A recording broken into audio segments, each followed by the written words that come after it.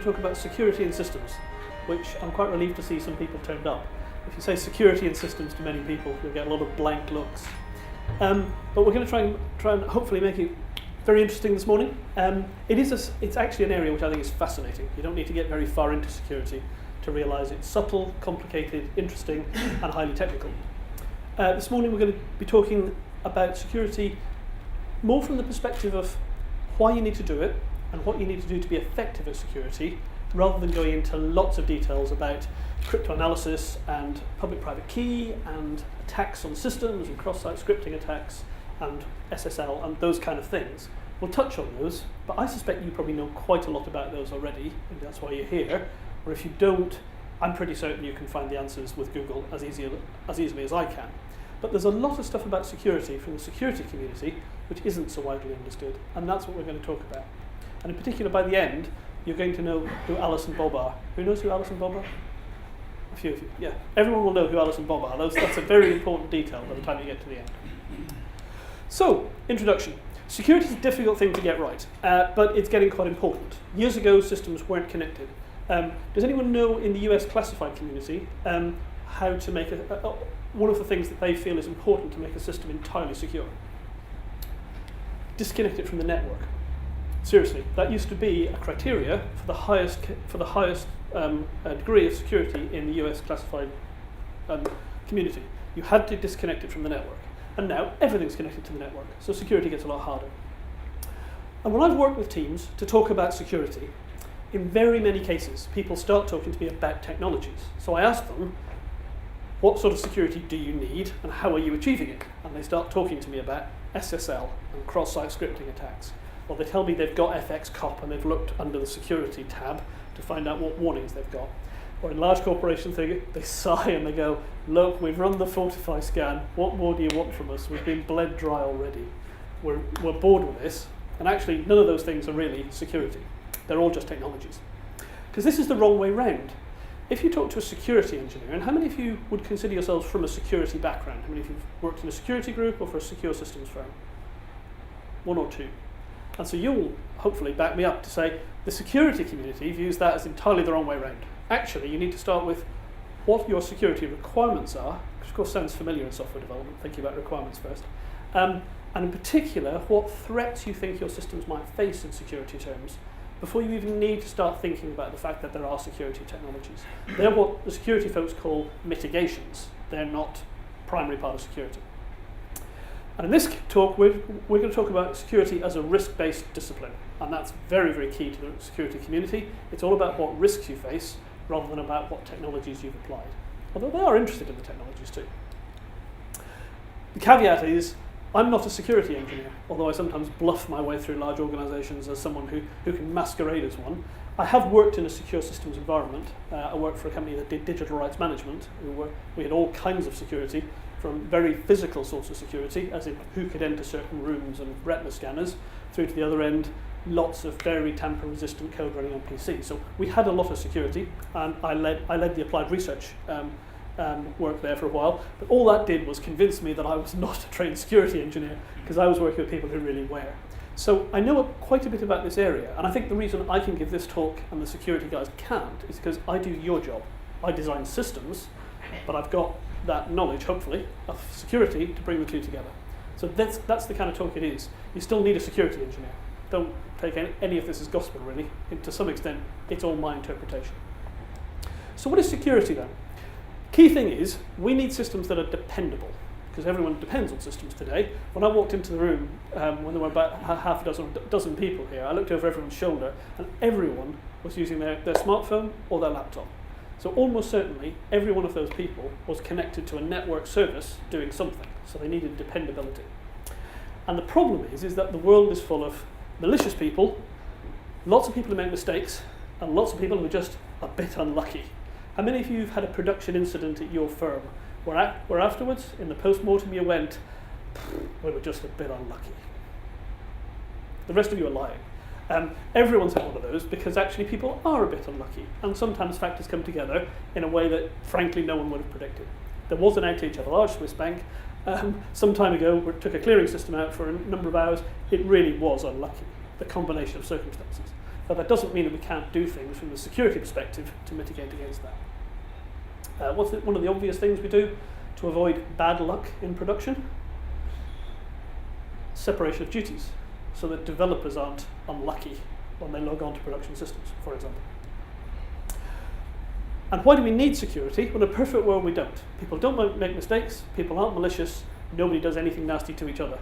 I have a daughter at primary school, and she's just going through that stage of finding out some people are really mean. And that's quite a difficult transition for a small child, as those of you with small children will know. We've all gone through that unpleasant situation, and now, if you're a security engineer, you don't trust anyone. So systems threats are quite similar to threats in the real world. In fact, the two are merging ever closer. People want to steal stuff, people want to defraud other people want to destroy other people's property, goods, livelihood, whatever, and people want to disrupt other people's lives, sometimes for the hell of it, or sometimes for a good reason. Can any of you think why you might want to disrupt an internet auction site like eBay? And what kind of disruption you could do really, really easily, depending on the security policy? Why might you want to disrupt bidding? Gentleman at the back. Well, to get a good price. To get a good price, to prevent other people bidding against you. And what's the easiest way with certain sites of stopping somebody bidding against you? I asked this to security practitioners recently. I gave this talk to security guys, and they came up with the most sophisticated attacks you can imagine. Spoofing and crypto attacks and undermining the security of the data center, something really, really easy. So just email in the button at the sound. You could circumvent the whole process. That's a good point, yes? Put a huge bid in. What's that? Put a huge bid in. Put a huge bid in, yeah, you might end up with a bid though, right? They might accept it. Denial of service. Denial of service. And what was the simplest denial of service against another bidder? Try and log in as their account repeatedly via an automated process. What's going to happen? That account might well get locked. If they were unlucky and they've logged out during the bidding process, they won't get back in time to get to the end of the auction. So, I mean, really simple. eBay suffered from that in spades in its early days, and then they have very sophisticated mechanisms and controls to mitigate that threat. The problem is anything of value can attract unwelcome attention. The apocryphal story is when an outlaw in the Wild West was asked by a judge who'd seen him many times before and was growing very tired of him. He asked him, "Mr. Sutton, why do you keep robbing banks?" Willie Sutton replied, "I rob banks because that's where the money is." And that's why targets are attractive to attackers, because typically that's where the money is. So the reason we care about the threats is because they all imply loss. They might imply direct loss of money, or they might imply a loss of time, maybe just convenience, privacy, which is now becoming ever more important. We all start to suddenly realise that posting all of our lives all the time to Facebook perhaps wasn't entirely compatible with wanting to keep it secret from other people. Reputation, definitely reputational risks. If you can attack, for example, some kind of online service, you may well drive the consumers to another service. And also advantage. If you can take somebody else out of their business for a period, you may gain an advantage from that. There's all kinds of good reasons for doing that, and clearly there are all kinds of actors who might be involved in this kind of behaviour, including, in this day and age, those working at government level. On video, I'm not going to repeat the allegations, but just Google national government's information security. So what is security? Security is about managing these risks. Not all the risks are of the same magnitude, severity, but security is fundamentally a type of insurance. And this is how I always try and sell it to senior managers when they say, "This all looks a bit complicated and expensive, couldn't we just do less of it?" And I always say, "Do you have your house insured?" And they always go, "Of course I've got my house insured." And the smart ones go, "Yeah, I get the point, I'll pay the money." And then the rest don't get the point at all. So you have to kind of spell it out to them. But clearly, you pay money for your house insurance because bad things may happen. You spend time and money on information security because bad things may happen. The important thing is you need to balance your cost and effort against the actual risk you're facing. And that's where security professionals always point out often software developers get it wrong. We spend a lot of time and effort on stuff either because it's interesting. Was it Neil Ford, who was it, Alan Hollowell, both of them in the keynote said, we tend to look at stuff that's interesting. Or also we do stuff that's sort of straightforward. We can secure things with SSL links. Or rather with SSL, it's kind of easy to secure the server end, isn't it? How about the client end? So the server doesn't get attacked by rogue clients. That's a lot harder. We tend not to do it. So And we tend not to do it not because we've done a risk assessment of the clients. We tend to do it because it's a bit hard. So we need to balance all this against the real risk. And security guys love jargon. I know, in the technology industry, who would have thought it? Some basic terminology you would need if you're going to read any of their literature are resources, sometimes called assets, and those are the things of value that may need protection. So things such as transactions or just data, or facilities such as DNS servers or servers and so on. Actors, those are the people, good and bad, who interact with the system.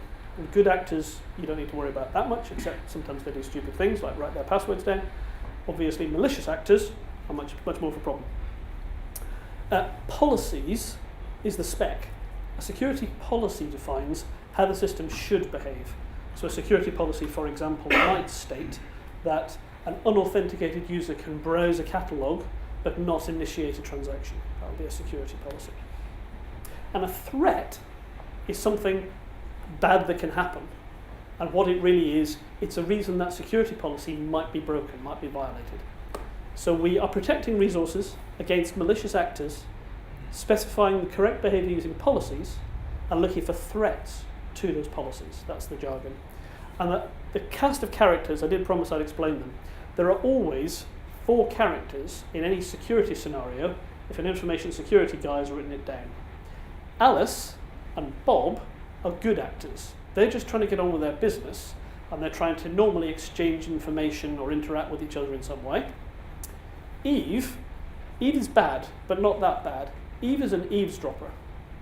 If she can obtain information largely passively, she will. And then who knows what she'll do with that information. Mallory's the really bad guy. Boo, hiss, he's got the horns on his head. Mallory is an active attacker for the system. He's a malicious actor, and he will go out of his way to attack the system. And we'll have a brief example of a Mallory later. But when you see these names, the reason I mention them, when you read the InfoSec literature, the guy writing the literature assumes that you know that if the actor's called Mallory, he will behave in a different way to Bob. And until you kind of understand that, sometimes some of the literature, there's a lot of implicit information you would completely miss. The other thing about security is it's not just about technology. I've made that point, but actually it's got 3 bits. It's about people and how they behave.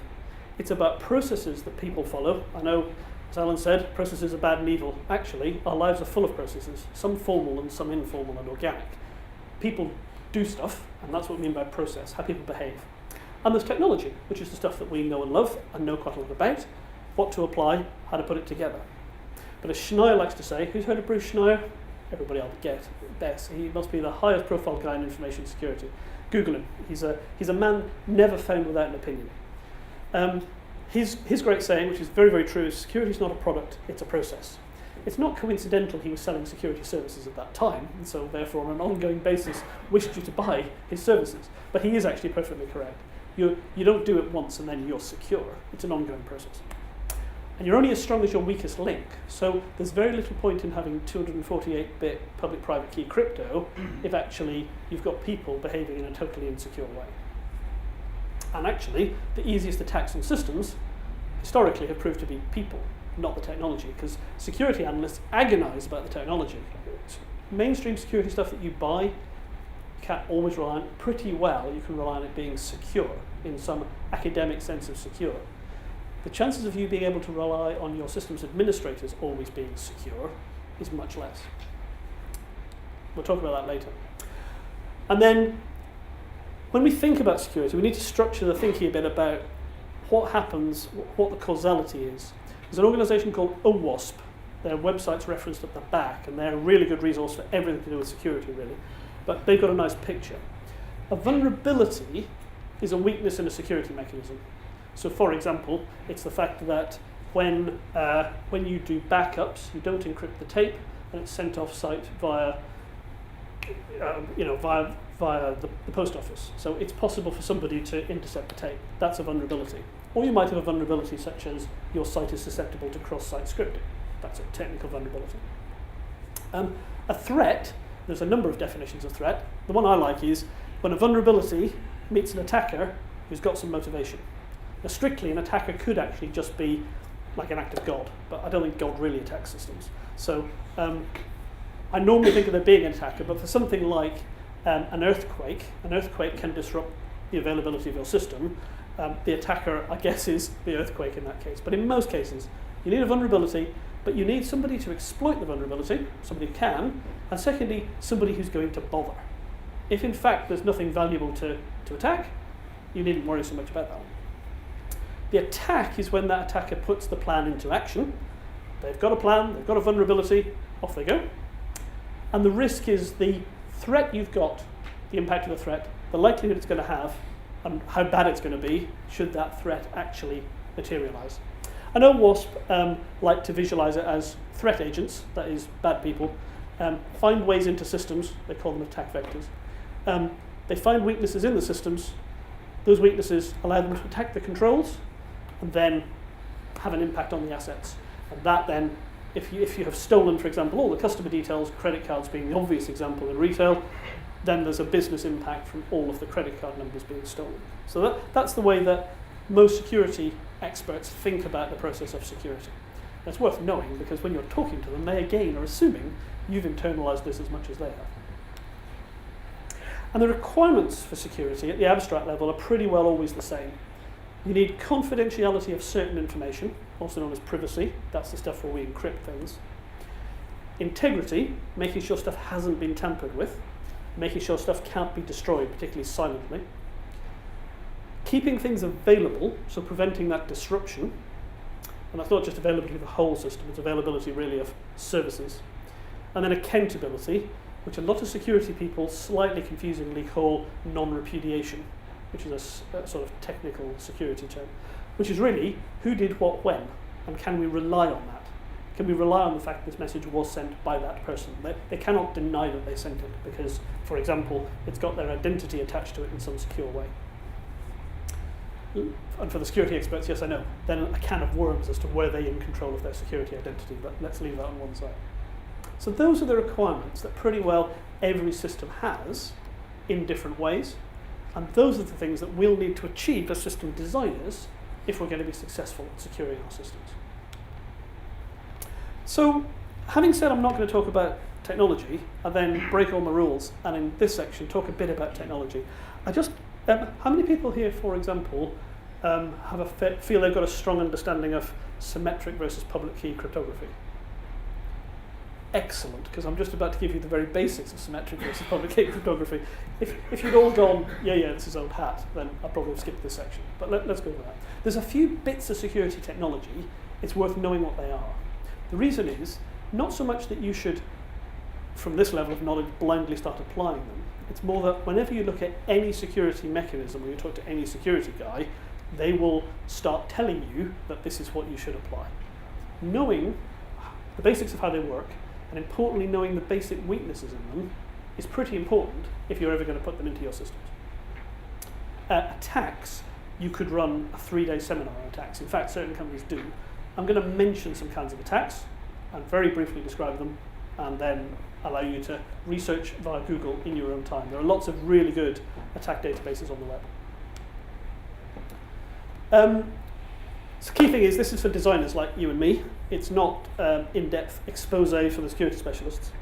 It is worth noting that some of these mechanisms are quite hard to understand. In particular, the mathematics, I'm not going to go into because I don't understand it. I would just embarrass myself. The people who really like this sort of thing are security engineers, and I'm just giving you an overview. You can find out a lot more in some references I'll give you at the end, and obviously via the big World Wide Web. There's an awful lot of good security information on the web.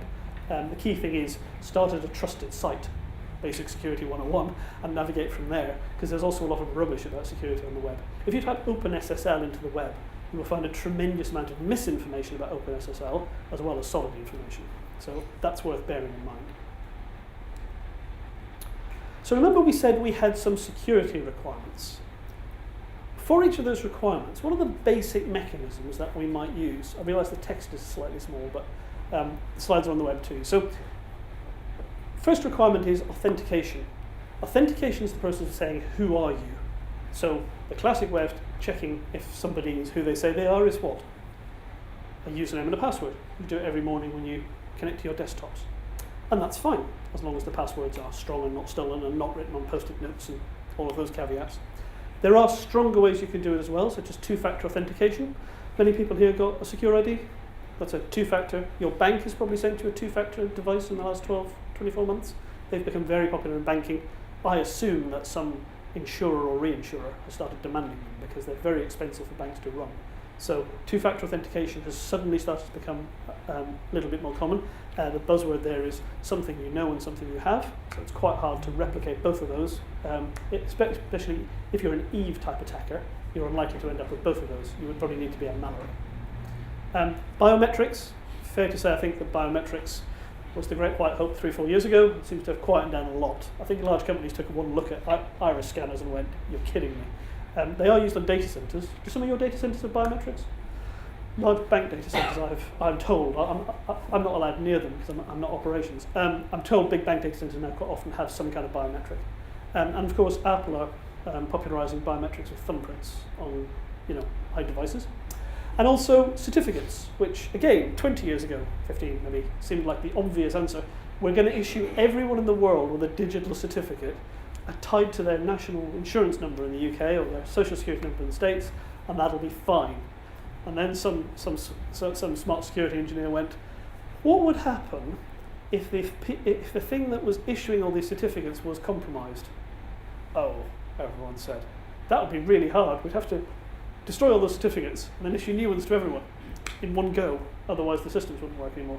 Oh, everybody said, maybe certificates aren't such a good idea.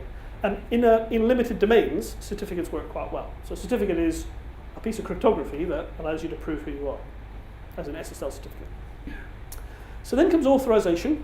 That is, what can you do?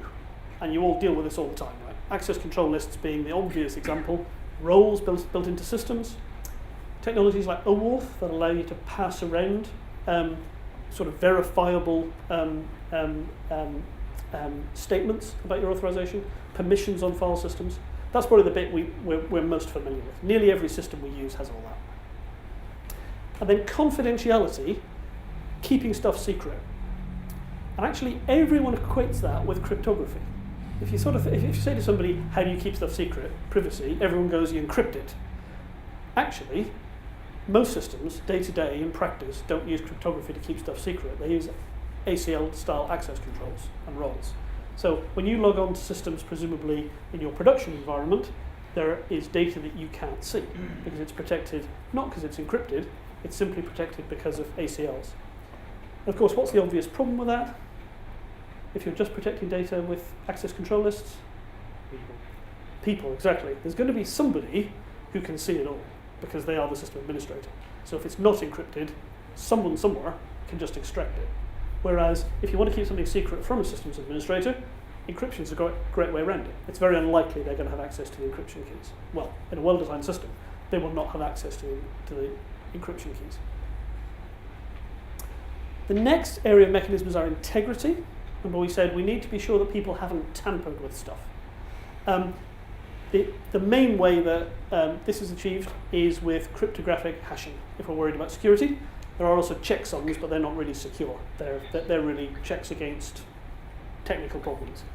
So cryptographic hashing, that is, I can generate a short representation of this very long stream of data using some quite complicated mathematics and a key, such that you couldn't reproduce it easily from that, and therefore I'll give you both, and you can check that the two match. Remember we said we need to check about accountability.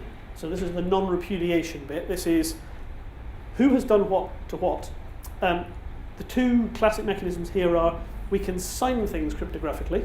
I'll explain a bit more what that means in a minute, but it's running an algorithm on a bit of data and being able to tie it to a person. And then what most systems do is audit trails. Do most of your systems have an audit trail? Anyone not have an audit trail in main production systems? So most systems today, normal audit groups in nearly every business say, we'll be needing an audit trail. I thought it was very interesting this morning, they were talking about Datanomic, I think is the name of the data store where you can't change the data. I was talking to somebody about it in the break. If you think, in most of our systems today, because disk space is cheap, we never delete anything, do we? We update the version number and create a new version of it. Which of course, if you could actually verify that you cannot change the stuff in the data store, that would actually be a great thing to prove that people can't delete it accidentally or maliciously. And of course, what's the big problem with an audit trail? Securing it. Yeah, the problem. Where do you normally keep an audit trail for the database data? In the database. Oh, it was so nearly a good idea. But of course, proving that that the audit trail hasn't been changed, given that one security domain covers the two, is quite tricky. So somebody with the right privileges can both change data and remove or manipulate the audit trail. So actually keeping a secure audit trail, that can be difficult. In my entire career, I have never been asked by an IT auditor to prove that. They've always just gone, you've got an audit trail, and it's controlled by the database security. Terrific, yeah, that's what everyone does. I always kind of think, so that's okay then. So if somebody compromises the database, we will have no idea. But of course I never say that, because that would be a world of pain. And I would then have to design a secure audit trail. The obvious way to do it is, a way of doing it is to have an audit trail held in a different data store, controlled by a different security domain, so that you can control access to that separately. And finally, auditing. This is kind of clearly related to non-repudiation. It tends to be broken out separately because it tends to be used for different reasons, but technically, it's the same thing from our perspective. So those are the mechanisms we might apply, and one of them, cryptography, is what most people think of, I think, when they think of IT security. Crypto it's the sort of glamorous end. Glamorous in as much as IT security is glamorous. Conjures up pictures of people in kind of hooded tops and, in the dark somewhere with very long cryptographic keys, doing very clever stuff to break it, Bletchley Park, all that kind of thing. I think the important thing about cryptography is it is specialist, it's highly mathematical, and it's very, very easy to get wrong because the attackers, the assailant, when you're using cryptography, will be sophisticated. It's quite hard to have a tamper with cryptography in a casual way. Most people who would bother to attack crypto seriously are trained crypto analysts, and they spent many years understanding where the vulnerabilities in cryptographic systems are. Those vulnerabilities are ones that are relatively well known by crypto analysts because they've all got higher maths degrees and are quite hard for us to understand. So the important thing is, with crypto, use other people's software. Use stuff that's been verified and that plenty of people who are experts have taken a look at. And again, there's no shortage of it, but the very worst thing is to invent your own crypto, which I think people have stopped doing, but years ago was surprisingly common, that people would produce their own crypto algorithm. How hard can it be? I've got the input, I've got the output, I can't see any link between the two. That's right, that's because you're a software developer. There's a trained crypto analyst looks and goes, yep, I have the key back out of this for you in a couple of minutes. That really would be the case. So anyway, crypto is the process of keeping information private, normally using an algorithm, which is called a cipher. What's the difference between a code and a cipher? This would be great for a pub quiz. I'll bet you they'll ask this question all the time. A code is a direct substitution. So a Caesar cipher, which is completely wrongly named, where A is F and G is K. One of those, that's a code. A cipher is an algorithm that completely changes the information using an external key. So a cipher and a key. There's two subfields, and this is really worth understanding because they've got very, very different qualities when you use them. There's symmetric key cryptography, and there's public key, or PKI, or public-private, or asymmetric. All those names mean the same thing. That's worth taking away. Public key crypto and asymmetric crypto are the same thing. Symmetric key cryptography, you use the same key to encrypt and decrypt. I'll show this in a minute. And public key, it's a bit cleverer. You've got a pair of keys. Key pair, as you all know, because they're in your trust stores inside your .NET and Java applications. The point of crypto is it can allow you to do some useful things, including encrypting for privacy, signing for integrity, and signing for non-repudiation. The problem is, designing good ciphers is really hard, but that's okay. Other people will do that for you. Some people really enjoy it, do PhDs in it. Keeping the keys safe is really difficult, and passing keys around is really difficult, particularly with symmetric key. And actually designing a crypto system that's got no holes in it is really quite difficult.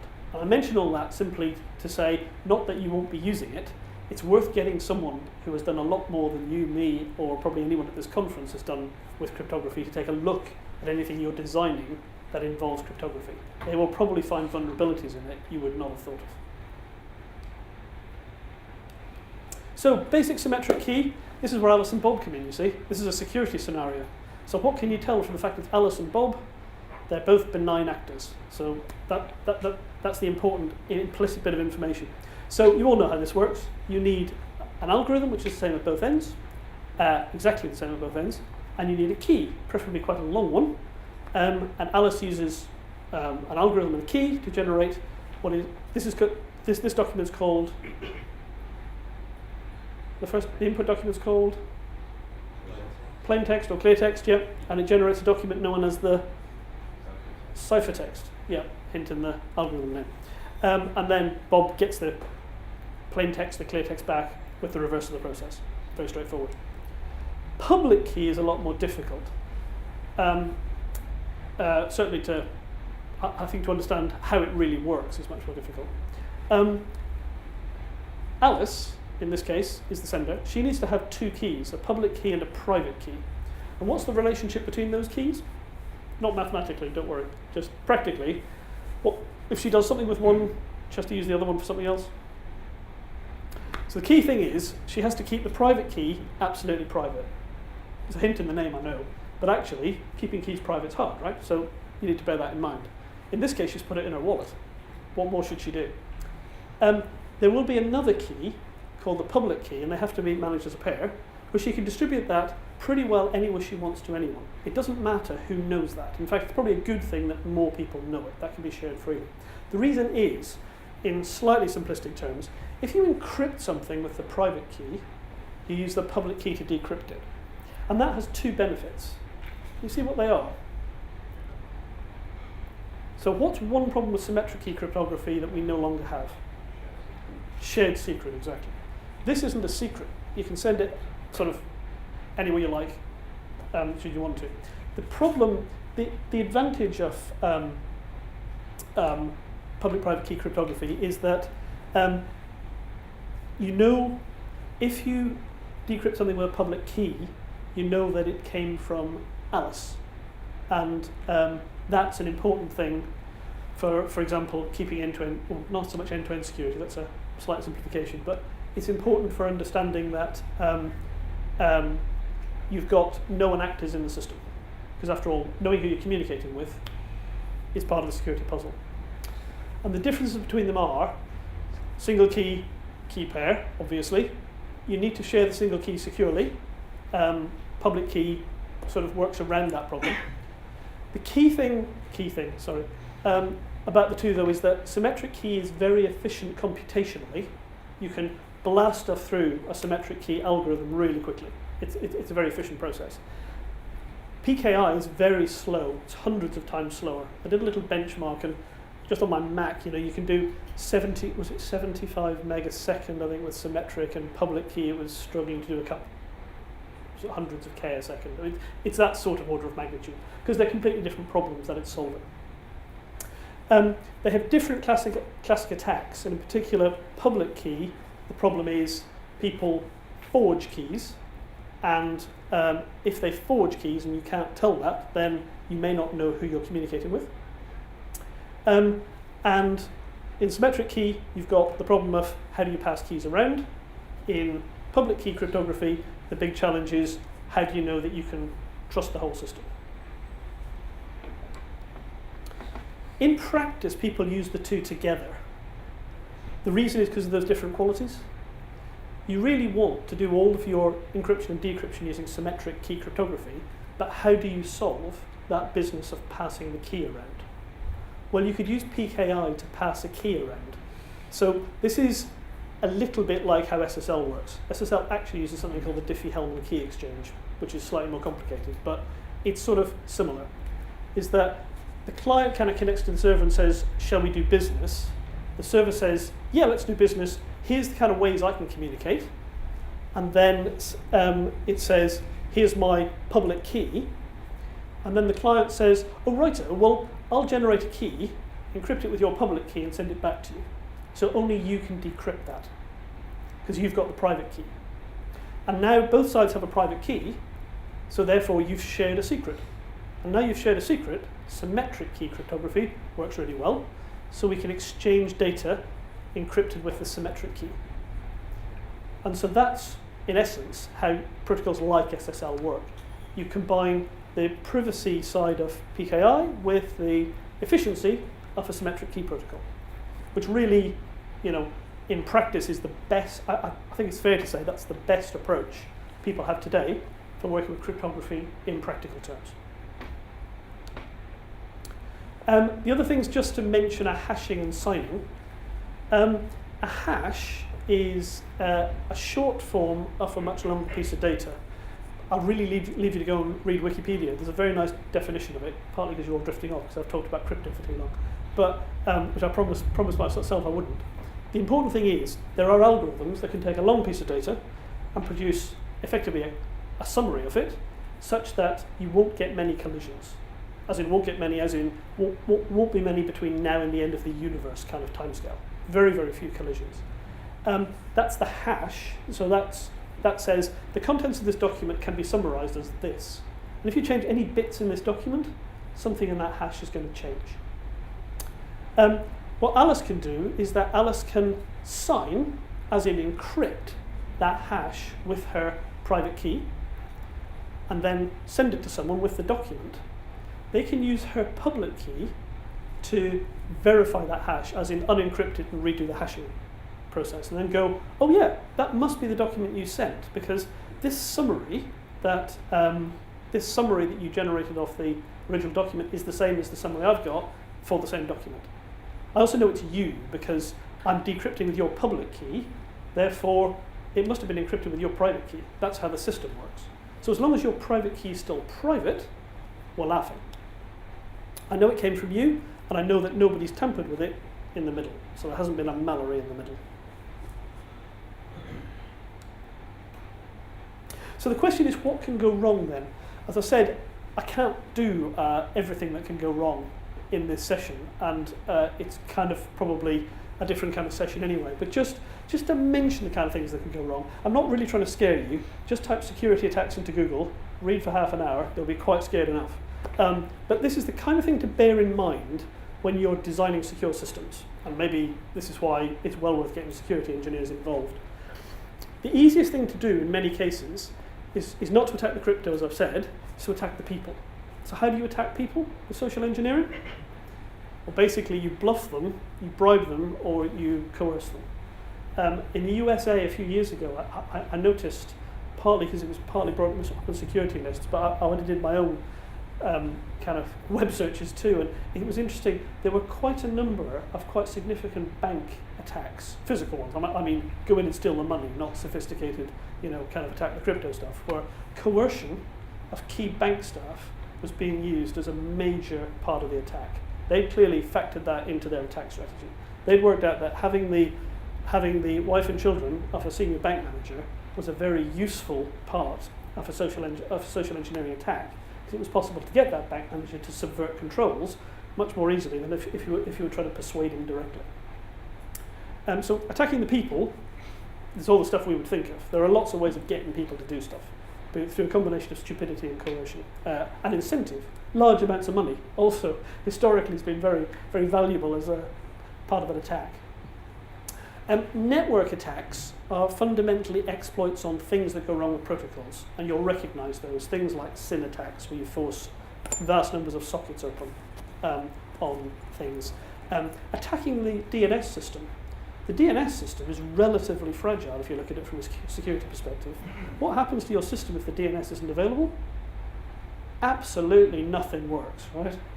I have been in an organization where we lost DNS for only 30 minutes maybe. Unfortunately, at the start of the day, we're starting to lose it all the same.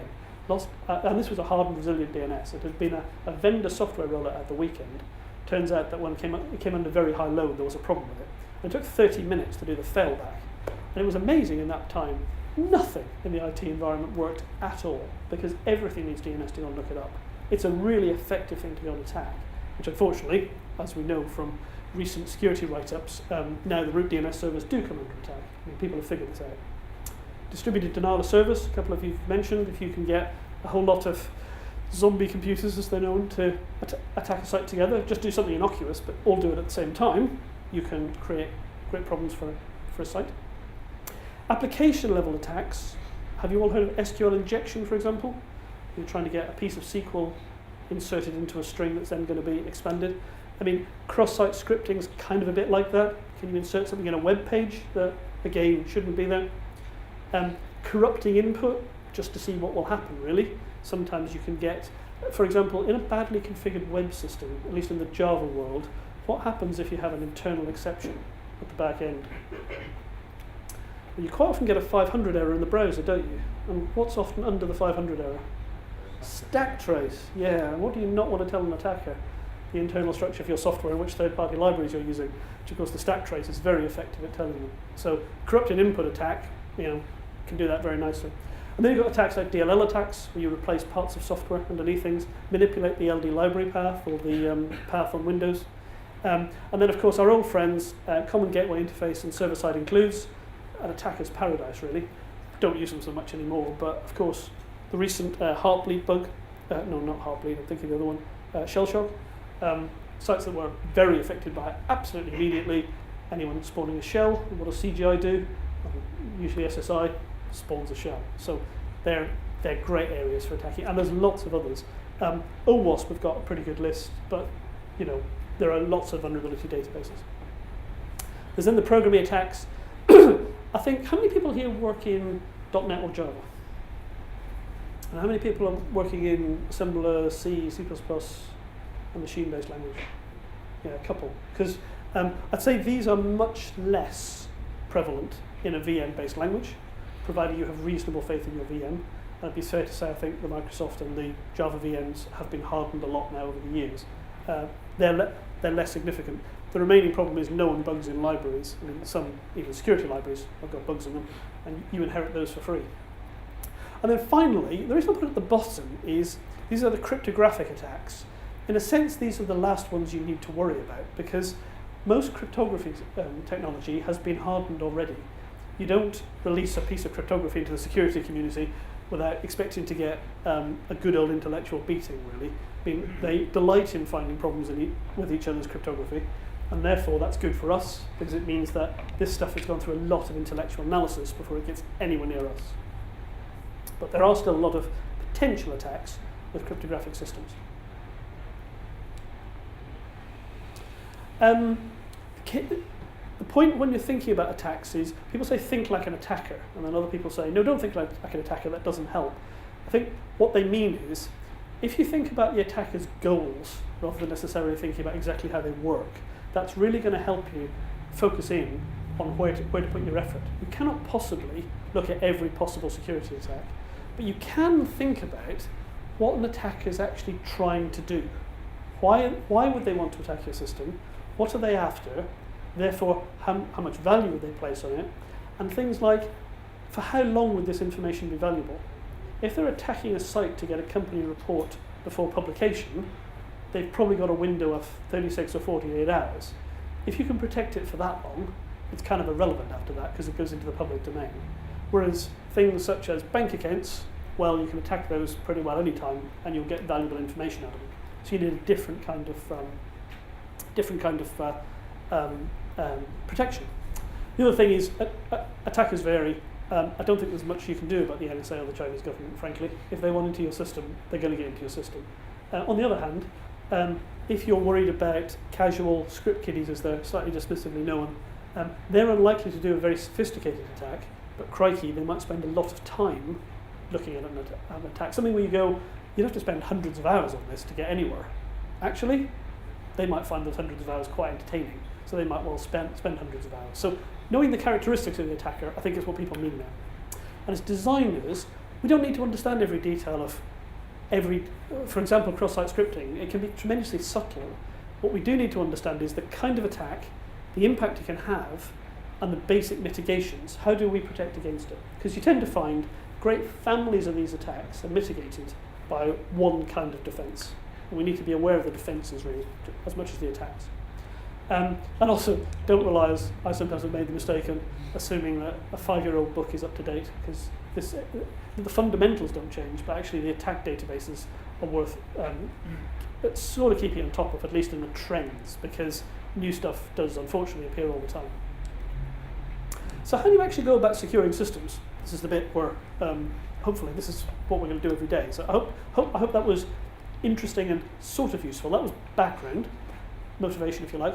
This is how we might go about actually securing systems. So the steps in securing a system are not intellectually very difficult. They can be a bit fiddly, but they're really not difficult. You need to figure out what needs to be protected, and you need to figure out how you want it protected. So for example, who is allowed to perform which operations? What kind of protection does information need? Those kind of things. You need to, what's in the jargon, minimize the attack surface. What that means is you need to figure out how many ways there are into the system and minimize them. We'll look at that in a minute. And then if you've got a security policy, in some perfect world, you could just publish the policy, couldn't you? And you say, if you're not working with this client, please don't look at the data. Only people kind of are mean and motivated for bad reasons. So we figure out what the threats to the policy are. What's going to go wrong? Who's going to attack this and why? And that allows us to design countermeasures for those threats. So for example, the systems administrator we were talking about earlier, who might go and look at information that they shouldn't have looked at, a countermeasure might be encryption in the database. As long as we can manage the keys, clearly. And then we also need to decide what we're going to do when we have a security incident. Because if you have a system that's got any value, you will have a security incident at some point. It's just a question of when. Hopefully, it's a long way away. Maybe you'll have moved on to do other things by then, but there will be a security incident. To give you an example, the bank I work at, there is some estimate that we are attacked. Our main web page is attacked multiple times per hour, pretty well 24 hours a day, pretty well 7 days a week. It's a rolling average, and there are peaks and troughs, but pretty well. That's it. For you to need a response plan, they only have to get lucky once, whereas you have to get lucky all the time. So a response plan is a useful thing. And then finally, security needs a lot of testing. You need to have some confidence that when somebody says, is this secure? The answer of, yes, we've got lots of countermeasures is not really the right answer. Yes, we've tested it in these ways, and the countermeasures work rather well, is the answer people are looking for. So decide what needs to be protected. This is the same thing in text. Let me move on. Identifying valuable resources. This isn't very complicated. Frequently, what's valuable is blindingly obvious. Your client details are valuable. Someone's going to want those if they can get their hands on them. Your business transactions are probably valuable, etc. But you do need to sometimes just think like someone external. We were recently going through a thought experiment about why can we not run development environments on third-party clouds. Now, we don't, and there's lots of reasons. But we were sort of... I was sort of leading the charge to go through the mental thought process. So from a security perspective, really, why can we not do this? We already use third-party providers, for example. We can secure clouds in certain ways. What are the real risks? And somebody came up with an interesting one, which where you really need to think like an attacker. He pointed out that configuration files would need to be protected very closely. And I really hadn't thought of that, because configuration files to us are not valuable, right? They're like where to connect and time of day and how many times an hour to do it. It's not very interesting stuff. Of course, to an attacker, understanding the internal topology of our network would be utter gold dust. So actually configuration information, if you're in the cloud, and it's got configuration information about your internal systems, that's really valuable. And we would have to find some way of proxying it through a small number of proxies so that the internal structure was not visible from the public cloud. And that I thought was a good example of thinking like an external person gave you a completely different perspective on a piece of information. You've also got to think about the operations on the system, not just the information. For example, viewing payment data may or may not be that sensitive. Actually making the payment, that's probably pretty sensitive because cash goes out the door. And unfortunately, this can take some time because you often have to think about it at a fairly detailed level. Client data in particular, there tends to be different sorts of client data. Their publicly published company address is probably not of any interest. Their credit rating might be or your internal credit rating would be of a huge amount of interest. So then, when you know what you want to protect, the question is, how does it need to be protected? And again, I don't think this is very, very complicated. You need a specification, really, to say, here's the protection that these different kinds of information need from these different kinds of people. So, who's going to use the system? What's in the system? And what can each of those kind of people do to each of those things in the system? And actually, you tend to find that a very basic kind of text and tables kind of system works rather well for this in many cases. You will have other stuff as well where undoubtedly you'll have to put stuff in bullet list or Excel or whatever. But if you know the kinds of users you've got, the kinds of conceptual entity and operations you've got on them, then you can define what your policy is, and then from there you can define how you're going to enforce that policy. Look at the threats to that policy. So that's pretty straightforward.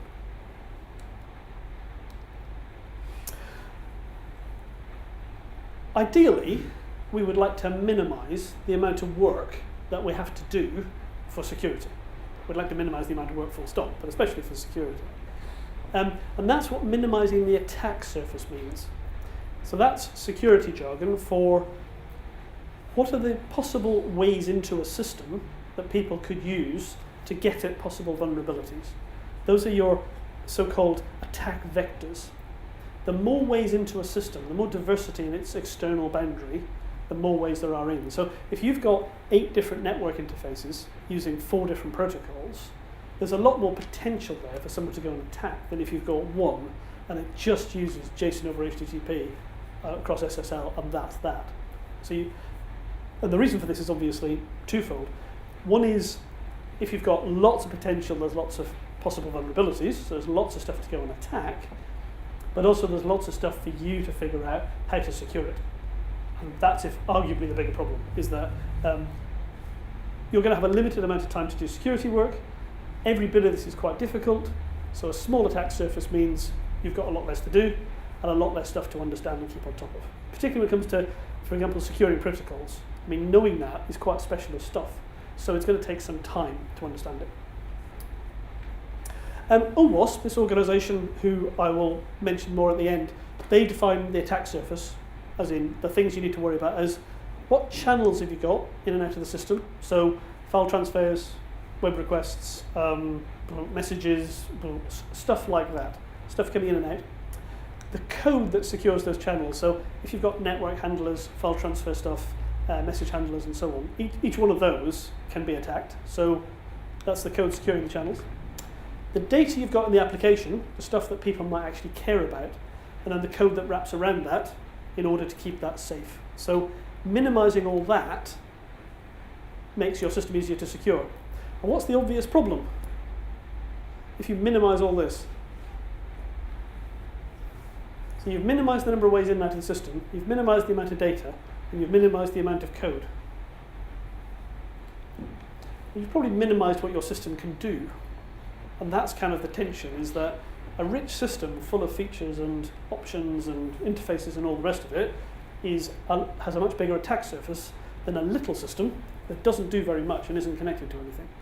Hence the kind of principle at the very highest levels of trust and security, disconnect it from the network. Well, that's all very well, but actually if I've disconnected it from the network, now in a modern enterprise no one can use it. So it's a real kind of tension between richness and capability versus security. Like all the other architectural properties that you try and balance, like security and performance, for example. So then we've sort of worked out what we've got. We've worked out how it should be used, the security spec. And we've been sensible. We've cut down any possible attack surface, attack vectors in, where we think we can get away without using them. We then kind of need to figure out what could actually go wrong? What's the real possibility that you get breaches in the security policy? Well, as we said, the system, processes around it, and the people will have vulnerabilities. I typed may, and then I thought, no, it will. Everything's got a vulnerability if you look hard enough and if you're motivated enough. And you can always break things if you're going to spend enough time and money. Attackers then, they've got goals and they've got a motivation to meet those goals. Typically, it's about money or competitive advantage, but it might be other things too. For example, Anonymous seem to have goals and motivation which are quite outside some kind of standard value system. They would like to cause disruption to organisations that they feel are bad for the world, such as MasterCard, or was it Visa? Anonymous decided some time ago that they were bad because they were processing transactions for someone that Anonymous thought were doing bad things on behalf of someone else. It was quite a transitive journey, but that gave them a whole set of motivation and goals, which you would not normally consider an attacker to have. And the threat is, they're going to go ahead and do it. So we need to identify threats as part of the design. The risks are the vulnerabilities, so things that could go wrong, and the threat is somebody actually wanting to do it. The jargon for how we do this, which sounds an awful lot more complicated than it really is a threat risk model.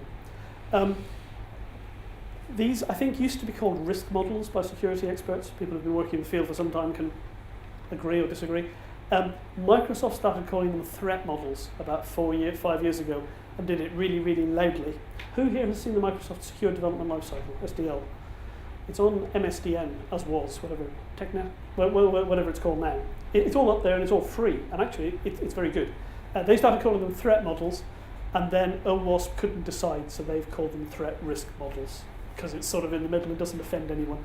So most people refer to these as threat models because Microsoft do, but I think threat risk model is possibly more correct. And that's just really figuring out what the threats you're facing are.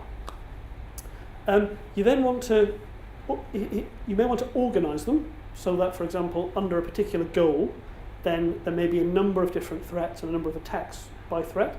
You do that with an attack tree, which I'll show you in a few minutes. And then finally, have you come across abuse cases? Who's come across use cases? Everybody, surely, yeah. Abuse cases are use cases, but by bad guys. So Alice and Bob have got use cases. Mallory and Eve have abuse cases. And to be honest, I've got a picture. I've never seen one of those done for real. In theory, you can draw them all in one picture. But what is useful is to use the use case kind of structure to figure out what would the attacker actually do? What are the preconditions for the attack? What would they actually do? And what would the post-condition of that attack be? And that's an abuse case. Someone doing something to your system they shouldn't be doing. So, OWASP say threat modeling is the procedure for optimizing security, let's just say achieving security at all, by figuring out what the objectives and the vulnerabilities are and defining the countermeasures. That's the key thing we're after, is countermeasures to find out, countermeasures to mitigate the threat of an attack. The important thing is you need to focus on risks, because there's always too many possible attacks to possibly look at. If you think about your system, just do it now for 30 seconds. Bruce Schneier calls this movie threat modeling or something like that. Just think about an outlandish attack from one of the James Bond kind of movies or some other movie. What could someone do? Well, they could tunnel under your data center and up through the floor, and then they could disable the alarm system and then bribe the guards and then disconnect the network connections and then put their own network patch in and then go back out and fill in the hole. And then there's always a threat you can think of that, frankly, it's probably not going to happen and you can't possibly mitigate. Even closer to home, it's perfectly possible to think about more threats than you can possibly do anything with. If you focus on things that really might happen and things that have high impact, that will help you to A, sleep at night, and B, get something done in the time you've got. And when you're looking for risks, Microsoft, as part of that SDL, have come up with a useful little model called STRIDE. They say that you can find a lot of threats. If you think about spoofing, somebody pretending to be something they're not, tampering, people changing with things they shouldn't be able to change, repudiation, people pretending that things haven't happened or undoing the past, information disclosure, either through humans or processes or people circumventing security and all that, intercepting things on the wire, those kind of things, denial of service, so taking systems or services out of operation by some kind of attack, and finally, elevation of privilege, which is any situation where somebody shouldn't have a privilege and they've managed to get hold of it. So an example there, can anyone think of an elevation privilege attack? Simple one, quickly, for web apps. In a naive web app, you probably pass a token backwards and forwards, don't you, between the browser and the back end to figure out who somebody is and what privileges they have. So if somebody can intercept somebody else's token off the wire and then replay, or not replay so much, but do another request with the same token in the headers, what's your software going to do? It's probably going to say, that's Bob, and Bob's got these privileges, and then it's going to give that attacker those privileges. Possibly as Bob or possibly as not, depending how your system works. But that's a sort of classic Security 101 elevation of privilege attack on a web app. And it sounds difficult until you actually go on a security course, and a real security expert shows you how easy that is to do with quite a small amount of custom software. Remember, attackers have a lot of custom software. It's not very hard to intercept something and then inject it quickly, within seconds, into another request. Because you think about it, the protocols are all very open. They're all very standard. They're based on text. You know the way that inside Chrome you've got the debugger? You can manipulate things and resubmit. Just keep thinking down that line. You see, you don't need a lot of software to attack a web app quite quickly. So threat risk modeling is about who might attack your system, what they're trying to get, and therefore what vulnerabilities might they find that would allow them to get to that goal. I told you malware would make an appearance. He finally has, and he's got a cartoon persona to show you he's a bad guy. Sadly, the real ones don't. So Alice is trying to send a symmetrically encrypted document to Bob, and so they need to do a key exchange. The attacker is an opportunist insider. Their goal is to find a secret document, and the vulnerability is to find the key somehow in transit between Alice and Bob. And actually, that probably should be Eve, not Mallory, now I think about it, because I'm not sure I think he's being opportunist. I think he has found the key somehow in transit. I don't think he's actually proactively attacking anything. So Mallory or Eve attacks it by somehow getting hold of the key and decrypting the document. That clearly is a trivial attack, but that's the kind of structure that we think about for an attack. So you can come up with lots and lots of these. I mean, there's a Microsoft book called Threat Modeling, which I've got a picture of it at the end. If you've got Safari, it's now on Safari, so you can get it for free.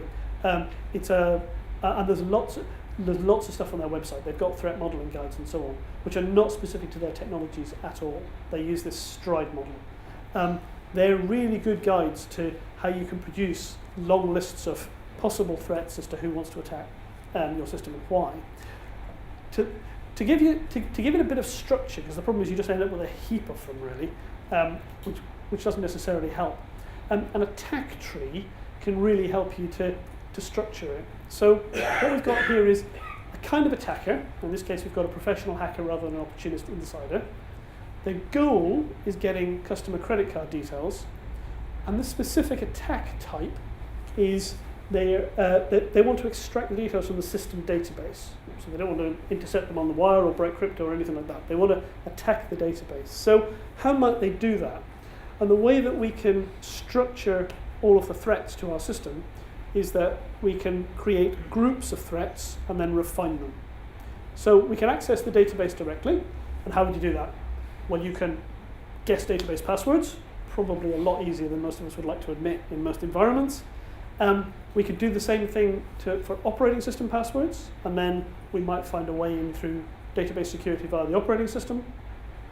Or, if we know the database, we could find known vulnerability in the database software.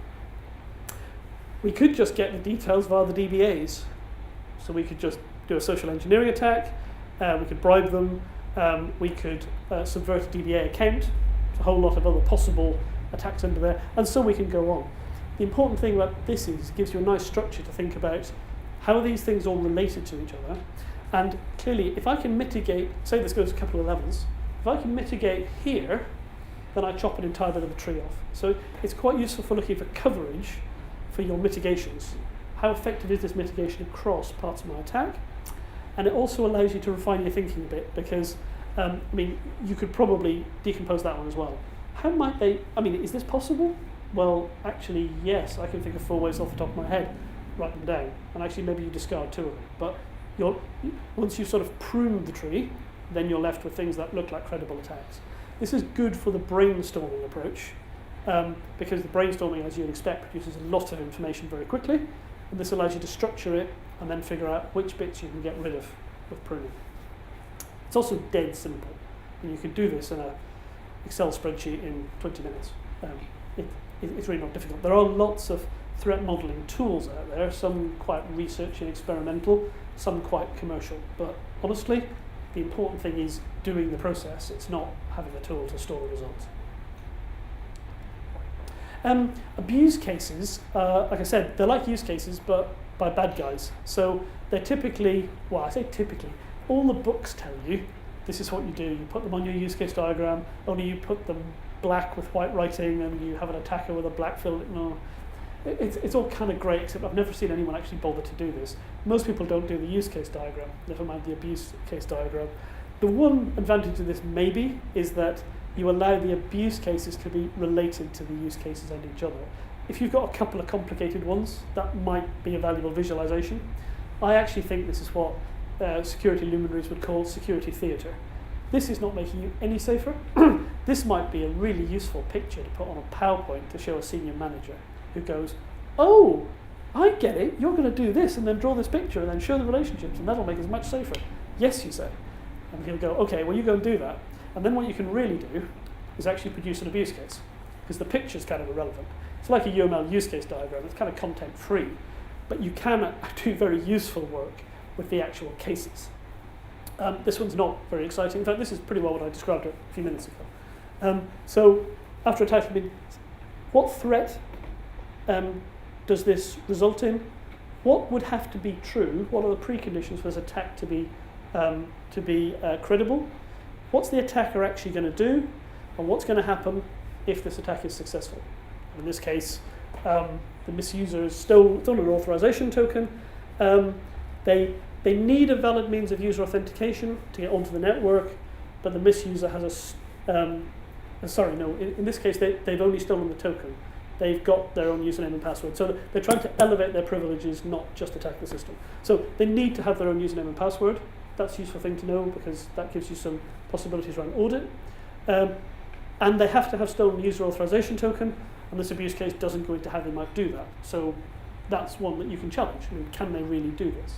If every link is SSL secured, probably not. So that's a useful background. And then the system's going to do the following, then the misuser is going to do this to work around it. And the post conditions are, well, unfortunately, the system will have authenticated the misuser as the wrong person. Actually, in my case, it all ends well. Often you write these the other way around and say, actually, this is what goes wrong, and these are the implications.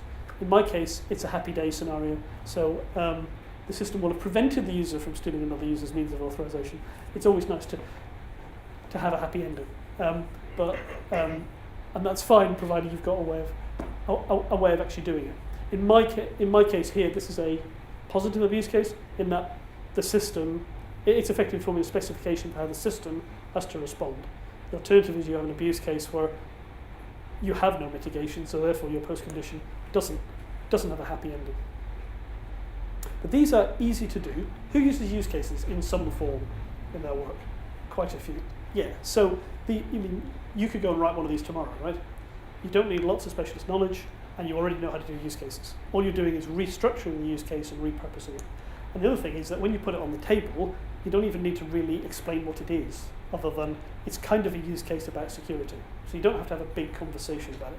So I think these are very useful. So nothing else, they get people thinking. Because I do find the hardest thing with security is getting people to start thinking about it analytically. And once you're over that hump, I think you might find people start doing the right thing. The other thing is, how do you assess a risk? Microsoft, I think it's Microsoft, have another model here. If you assess the damage, reproducibility, exploitability, how many users are affected, and how discoverable this exploit is, you can come up with a number. The numbers are kind of jerry-rigged, if you like. These are rated from 1 to 10. There are 5 of them. You divide by 50, and you end up with a number out of 10. It is useful, though, because looking at 2 risks without going through some kind of quantification, it's very hard to weigh it up. What you have to make sure is that you agree with how the weighting system works.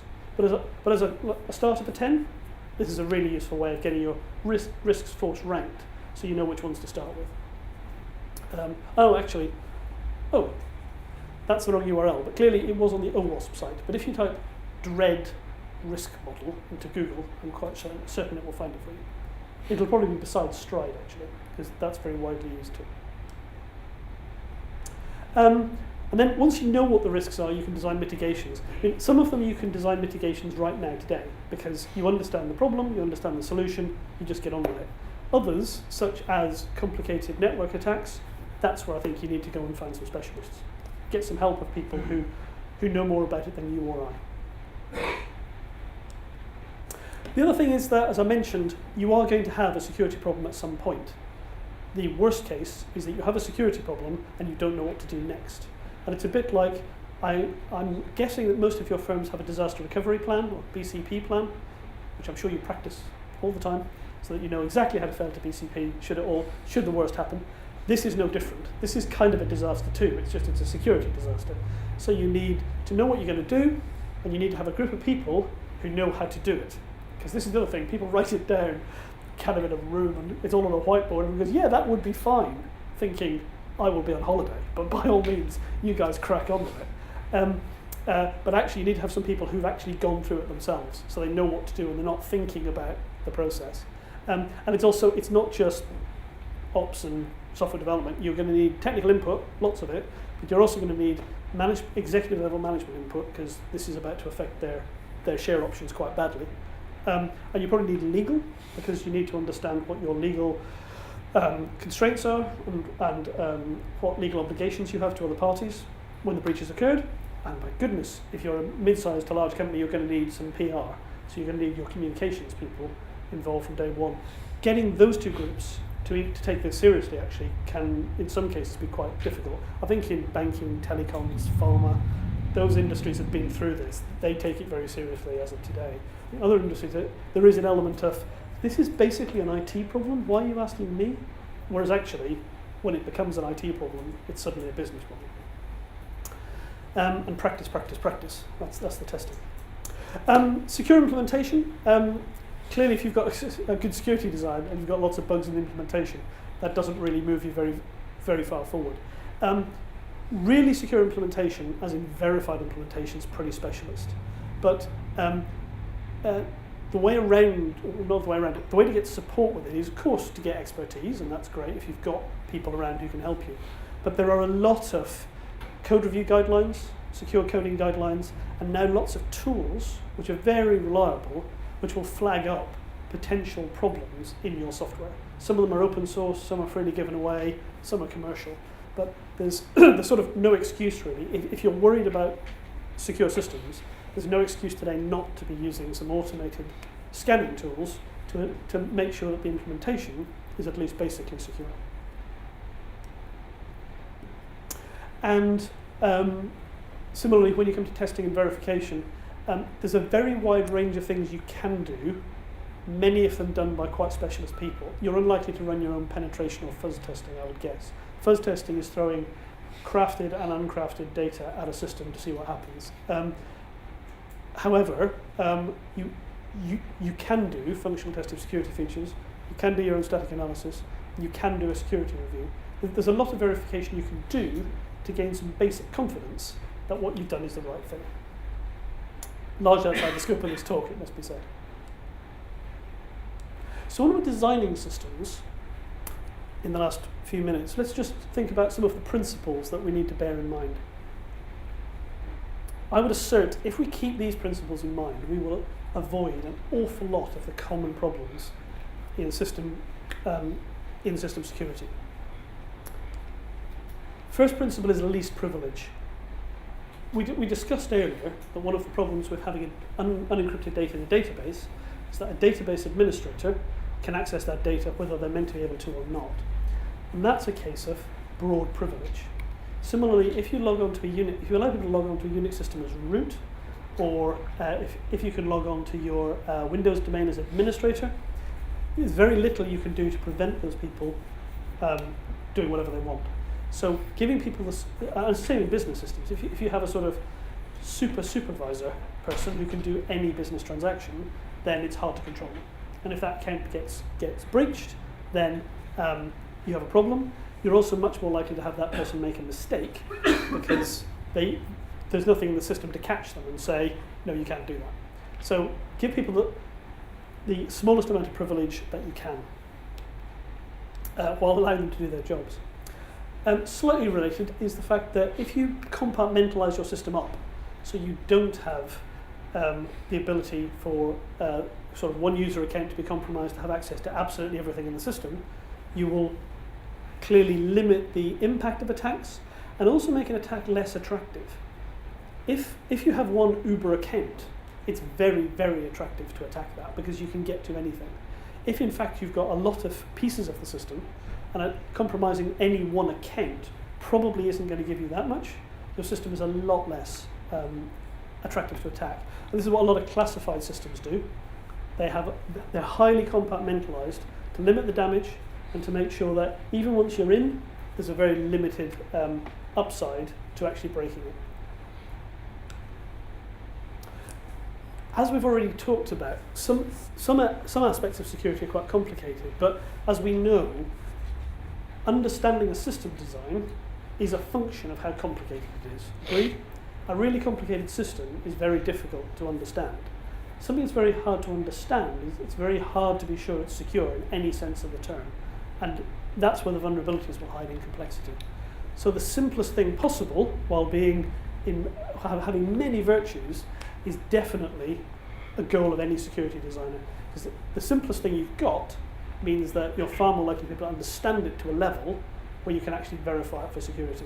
In fact, security engineers will sometimes turn up at systems and say, this is too complicated. Seriously, I can't understand all this. I don't really know if you're secure. It's worth, if you are building something really complicated, that needs to be secure, talking to people who are security experts early on about how you compartmentalize up that complexity. Throughout a system, I think you're all doing this, audit sensitive events, because that one makes it easier to reconstruct what happened afterwards, and it's a real deterrent. If somebody knows they're being watched, if you work for a major bank at the moment, you know that everything you're doing in IT systems, completely normal stuff like browsing the web through to entering your expenses into an expense system through to the sensitive business stuff, it's all being looked at. So that does make you think twice about how you behave. And that's kind of how you want people using a secure system to be thinking. I won't break into this one because I'll probably get caught. I'll go and look for something else. Major problem in many commercial products is coming out of the box with very insecure defaults. Well-known passwords that you don't force people to change, open network ports, standardized configuration with minimal ACLs that allow everyone to access everything. You've seen it all. I mean, I won't name names, but probably the products that you use every day come out of the box pretty insecure. So once they're installed, they've got to be hardened. Same thing with your environment. You don't want, even if you're not a product developer, you want to make sure that the default settings for everything, and certainly your test and production environments, are the secure ones, and that they don't need put in afterwards. Ideally, everything's locked up and then gets unlocked. Now, I know there's a trade-off because people get annoyed with it, but especially in production, putting it in secure and then releasing the security in a controlled way is far more likely to end up in the right place. The related thing is making sure that you fail in a secure way. There was a database product some years ago that had the unfortunate side effect with its auditing. If its audit log got filled up, it would suspend auditing and continue in order to maintain availability, which sounds like a really good idea if availability is your main concern. However, it was a very obvious attack, which was generate a lot of audit events very quickly, fill the audit log before it can be cleared down, and then you're in business. There's no auditing going on at all. So being sure that when you fail in a way that isn't going to open you to lots of vulnerabilities. Almost totally unrelated is the principle of being careful who you trust, especially around your system perimeter. How do you know the people that you connect to and are connecting to you are the people you think they are? Especially when you're dealing with external entities, that can be quite difficult. Do any of you connect MQ, for example, across the internet? Or do you use web services across the internet to do third-party messaging? Do you know who you're connecting to? I'm sure you do, because you all come to a security session. And quite commonly, when you ask people that question, there's a kind of pause. People go, yes, because it's at that DNS name. Right, and if the DNS was poisoned, you would connect to the wrong one. So, that's an obvious attack vector for people. Inside companies, it tends to be even worse. Now, arguably, we can trust our company infrastructures more, but it's very rare to find people really authenticating which system is connecting to which system inside a corporate environment, except possibly between divisions in really big companies, but within a division, systems just connect to each other all the time. And you don't really know that you haven't got some malignant attacker has got some kind of piece of software into your production environment that is also connecting, looking like your ETL extract system, and it's actually nothing to do with that. It's actually something that they're doing themselves. Think how secure the passwords for your production file transfer accounts are. Just think now where they are. Are they entirely secure? Could developers definitely not know what they are? So could they definitely not get a piece of software into production that would use those accounts? Certainly, there are certain large banks I'm aware of that would probably not be able to answer both those questions entirely positively. So it's a very common problem. And to be clear, the kind of organisations I'm talking about actually take this quite seriously and do take quite a lot of steps to try and prevent it, but it's quite difficult to do. The classic security problem here, if you read the security books, is that man-in-the-middle attack, and that's where somebody is if you're connecting to Amazon, somebody is pretending to be Amazon, you're sending traffic to the attacker, they're impersonating Amazon, and then sending your traffic onto Amazon, taking the responses back, and then sending it back to you. So clearly, they can see everything that's going on in your conversation with Amazon, and you don't realise that attacker is in the middle. That's why web browsers bring up the little lock, which is, I know, only a partial solution, but it's a first step to avoiding a man-in-the-middle attack. And the other thing being imported code, if you bring in third-party components. Though it must be said there, I sometimes smile, Apache, for example, do you use Apache open source software? So what Apache always say in the download pages? Download the MD5 hash and check it against the software. I always think, so just to be clear, someone has been sophisticated enough to compromise Apache's site and to put a malicious backdoor into a binary on Apache's site. Do you not think the same person is possibly capable of generating an MD5 hash and uploading it alongside the compromised software? I'm not really sure how much additional assurance that gives, but for really sensitive stuff, Swift Alliance, for example, when they shift Swift, when the Swift Alliance ship software to you, they take this quite seriously, and they try and verify code. They have out-of-band checking that the code that you get is what they think they send. So it's worth thinking about for high-integrity components. How many people here have hidden something related to security inside their software? You're all lying. You've all done it at some point. Come on, everyone's tried to hide a password or hide a connection string or something, or base64 encoded it and pretended it was encryption. Hiding secrets is just difficult. There's no point pretending that, but there's a general principle in the security community is, by all means, make things obscure. If you like, put a speed bump in the attacker's way by putting something somewhere obscure and making it a bit obfuscated, but assume the attacker has got through that, and your security should never rely on it. So it doesn't do any harm, but actually for a sophisticated attacker, it probably doesn't do a lot of good, because a lot of these guys have either the time on their hands or the sophistication of attack tools that just cut straight through obscurity. Sadly. And then I think the last principle, defense in depth, which is you've got many layers in your systems. That's the way we build systems. So make sure that you've got many layers in your security and you secure the different layers. For example, in a classical web-based system, you secure the service running on the server, you secure the database running in the database, you secure the table, and perhaps you encrypt a particular column, because the database might give you that facility. That means if that column is really important to you, someone here coming in from outside is going to have to go through a lot of levels of security. That's a good thing.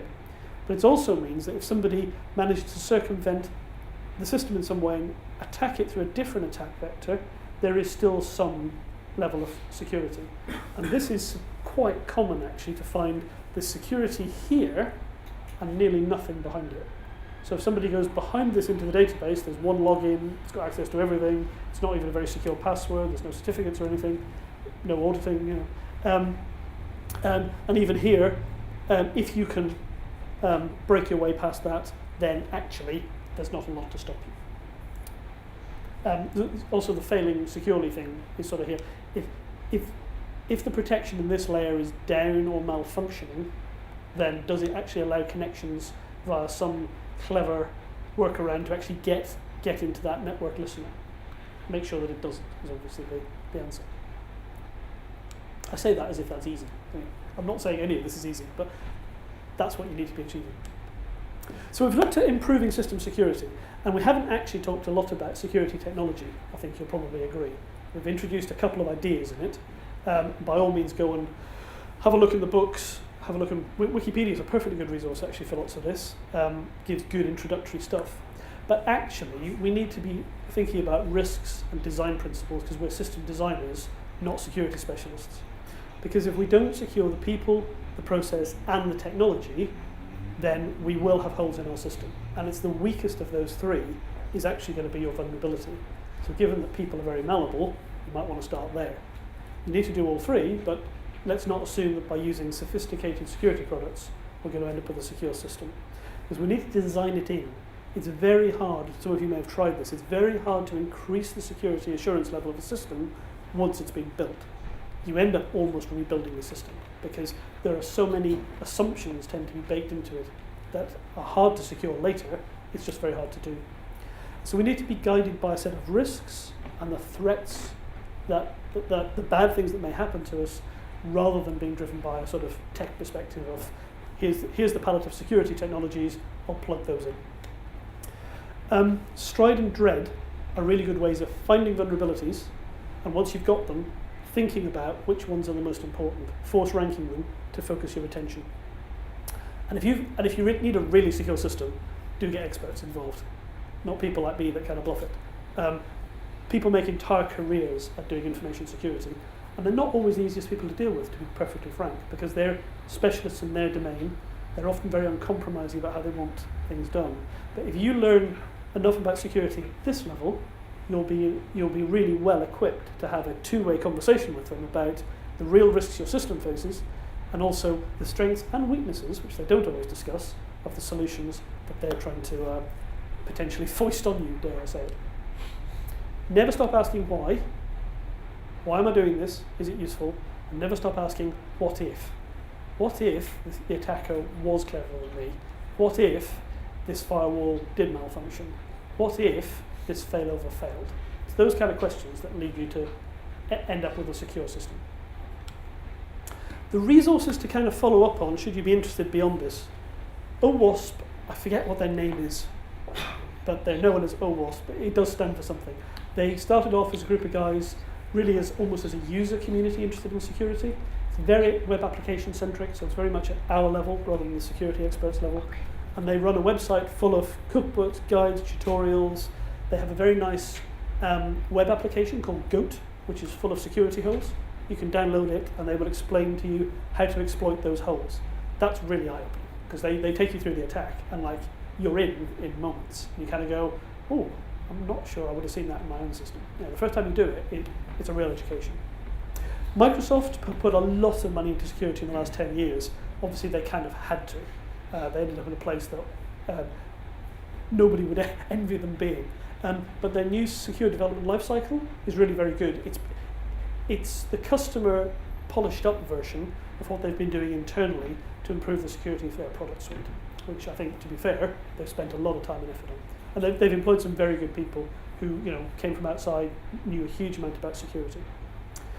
They have a cute game called Elevation of Privilege, which it's not really about elevation of privilege. It takes you through the stride process for your system. Basically, you draw your system in a sketch, just a sketch on a large piece of paper, put it in the middle of the table. You get system designers and programmers around it, and you have a deck of cards, which you can buy them or you can just print them out. It's all freely available. You deal the cards, and the cards take you through all the different possible or some common things under each of the stride headings, and then you have to make an argument as to whether your system is secure or insecure, and you get points for being secure or insecure. It's kind of fun, but it's one of those serious play games. It's fun to do, but actually it drives out an awful lot of security thinking. Should you not like the Microsoft stuff, Trike, I've not really done this myself, but I saw it referenced in the Microsoft materials as an alternative. Trike is another risk threat modeling approach. And if you want to know just how bad it can be, CWE is MITRE's site that tells you all about holes in software. They run a mailing list, you can get notifications, you can do searches to find out whether you've got everything in for your own systems. CPNI is the Centre for the Protection of National Infrastructure, and it's a fairly recent UK government site that's got absolutely loads of good information. CERT, Security Emergency Response Team, is the US government's, I suppose, version of this. Again, a lot of good information on vulnerabilities. And CMU, God bless them, they were the original CERT, well before the US government, that's Carnegie Mellon University, well before the US government gave a damn about this kind of broad security stuff. They've had a CERT for 20 years. When I was a system software engineer in the early 90s, we used CMU's CERT and cooperated with them. So they've been around for a very long time, and again, lots of very accessible information on their site. And as you'd expect, there are quite a lot of books in this field. There's one rather prominent one that isn't really about security, but we do have a security chapter, which quite a lot of this has been cribbed directly out of Natural. The threat modeling book I mentioned is this one. Adam, somebody from Microsoft, he designed their threat modeling process, and it's very accessible. Building secure software and software security and security engineering, those are the three books I recommend for a solid introduction to the field. Some of the tech is a little bit out of date. He talks about buffer overflow attacks a lot, for example, not hugely relevant today, but the fundamentals, really, really good. This book is the Security Engineer's Bible, but it is about that thick. It's 800 pages. It's a good read though. It's full of good stories. And a very modern book, bang up to date on actual programming problems, is that one. If you run a public-facing website, that's the kind of book that I do think you need to understand the principles, all these other books. That's the kind of book, though. They republish it every 2 years or so. That gives you really detailed code-level descriptions of here's how the cross-site scripting is currently being exploited. In ASP, here's what you do. If you're using, whatever, Angular, here's what you do. There's a lot of how-to in that, and it's very detailed. It's the same guy as writes some of the other books, but that's the micro detail. The macro stuff, how do I go about this, is more these books up here. So that's all I've got to say, and I've overrun by 2 minutes. So I'm between you and lunch, so I'll take any questions quickly. Otherwise, thank you very much, and by all means grab me afterwards or over lunch if you've got more questions.